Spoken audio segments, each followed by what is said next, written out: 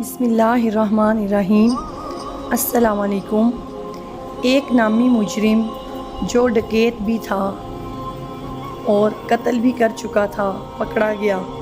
عدالت میں کیس چلا اور جرم ثابت ہونے پر اسے سزائے موت سنا دی گئی۔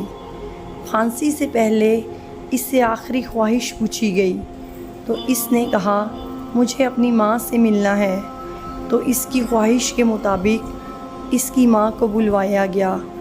جب ماں اپنے بیٹے سے ملنے لگی تو بیٹے کے گلے لگ کر رونے لگی۔ اس دوران ایک عجیب واقعہ ہوا۔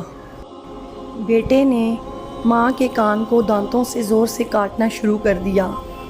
ماں چلانے لگی۔ بڑی مشکل سے ماں کو چھڑایا گیا۔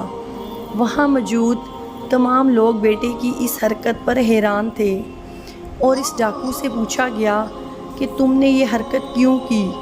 تو اس ڈاکو نے اپنے بچپن کا ایک واقعہ سنایا۔ میں جب چھوٹا تھا تو بہت شرارتی تھا، اکثر لوگوں کو تنگ کیا کرتا تھا، مگر میری ماں مجھے کچھ بھی نہ کہتی۔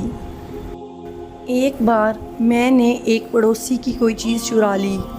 اس پڑوسی کو پتہ چل گیا۔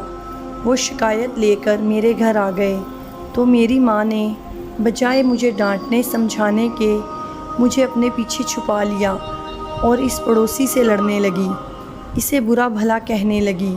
پڑوسی بیچارہ اپنی عزت بچا کے چلا گیا، حالانکہ میری ماں اچھی طرح جانتی تھی کہ میں نے چوری کی ہے، مگر ماں نے مجھے ایک لفظ نہ کہا اور میرا منہ ہاتھ دھلا کے مجھے اپنے ہاتھ سے کھانا کھلانے لگی۔